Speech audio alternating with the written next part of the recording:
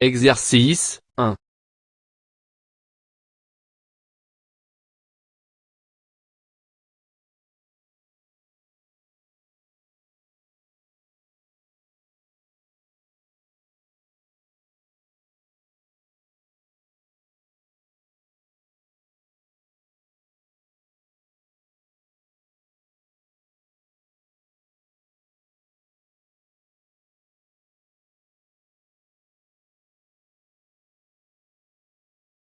Vous connaissiez déjà le principe de la personnalité de l'année, peut-être pas celui de l'arbre européen de l'année.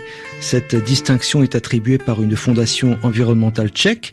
Le 21 mars dernier à Bruxelles, c'est un vénérable chêne portugais qui a été distingué. Un chêne liège siffleur de 234 ans qui coule des jours heureux près de Setúbal, village près de Lisbonne. Les habitants l'appellent l'arbre siffleur car il héberge des milliers d'oiseaux piailleurs dans ses ramages. Un vote des plus symboliques alors que le pays est toujours traumatisé par les incendies de 2017 qui ont fait 114 morts et détruit 500 000 hectares de forêt.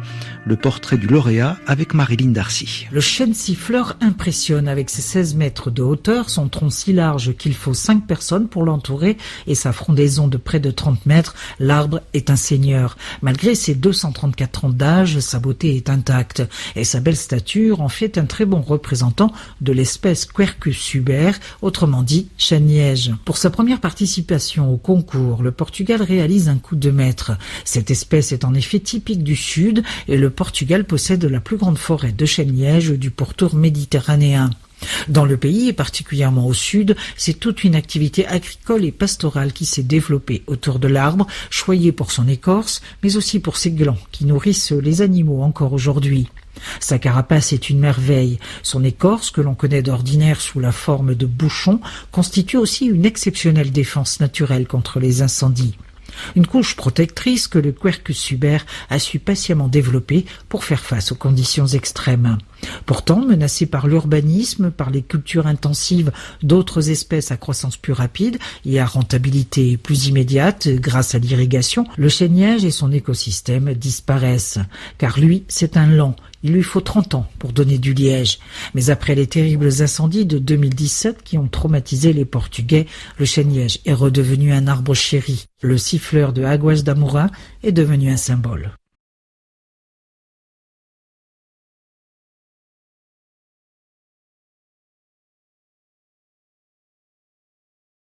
Exercice 2.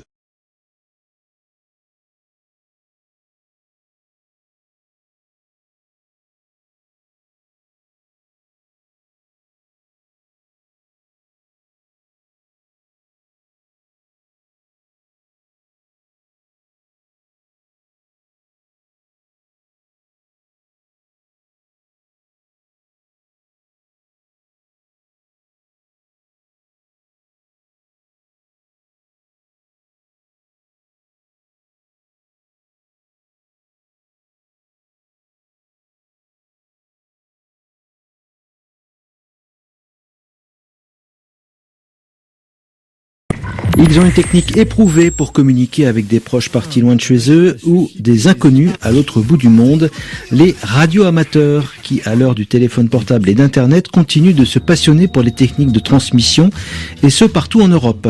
En Allemagne, ils sont environ 70 000 à pratiquer ce loisir. Pauline Curté a rencontré quelques-uns de ces radioamateurs lors d'un rassemblement à Munich. Longues antennes, émetteurs de toutes les formes et de toutes les couleurs, micros et surtout beaucoup de câbles. Dans les locaux de l'Université des sciences appliquées de Munich ce samedi matin, plusieurs centaines de radioamateurs, c'est ainsi qu'ils s'appellent, partagent d'un stand à l'autre leurs connaissances et leurs passions. Beaucoup sont radioamateurs depuis plusieurs décennies, c'est le cas de Rainer Englert. Je suis devenu radioamateur à l'âge de 15 ans. C'est une passion qui me permet de communiquer directement avec d'autres personnes partout dans le monde. Par exemple, grâce à la radio, j'ai un très bon ami qui habite en Colombie, un autre qui habite aux États-Unis à Denver. J'ai aussi rencontré quelqu'un qui travaillait en Antarctique dans une station de recherche.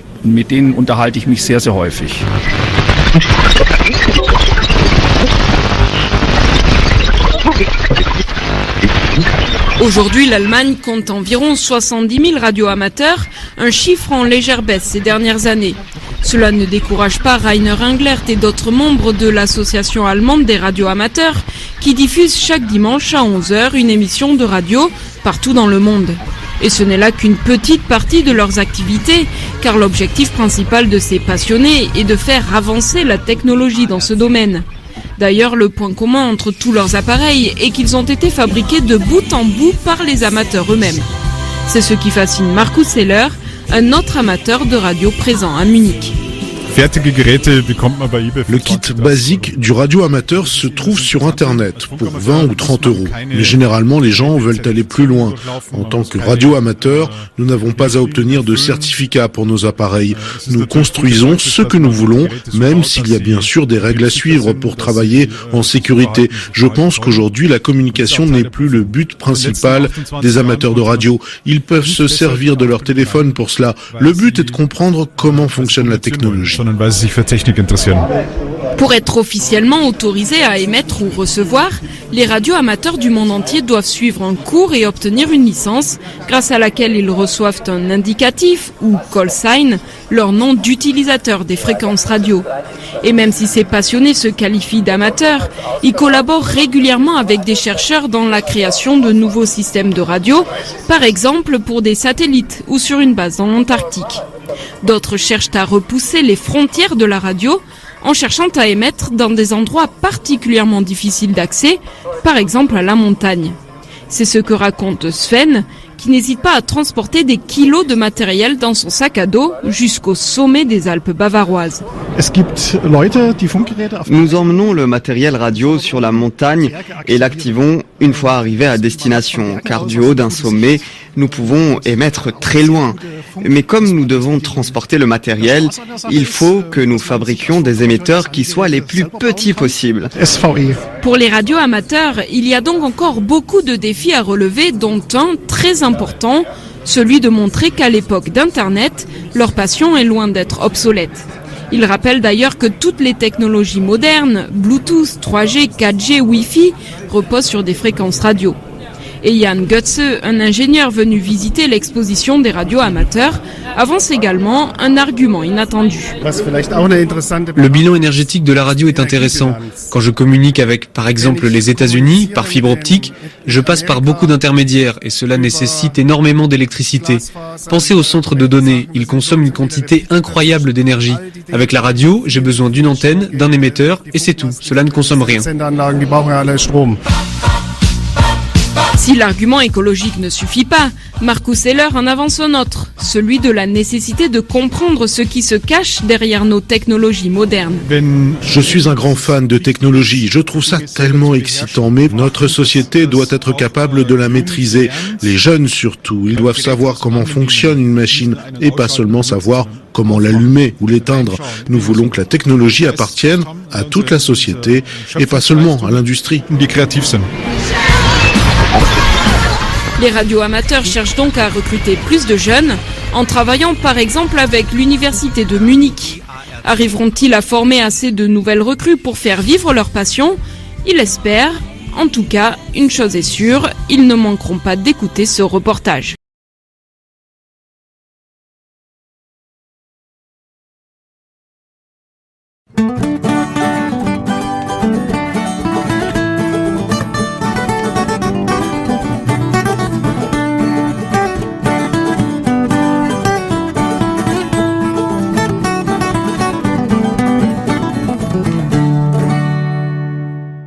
Thank you for watching our video.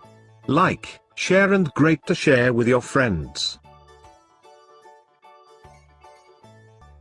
Contact C-Cube to learn French in Chandigarh. Online classes also available via Skype. Call us at 0172 4001018.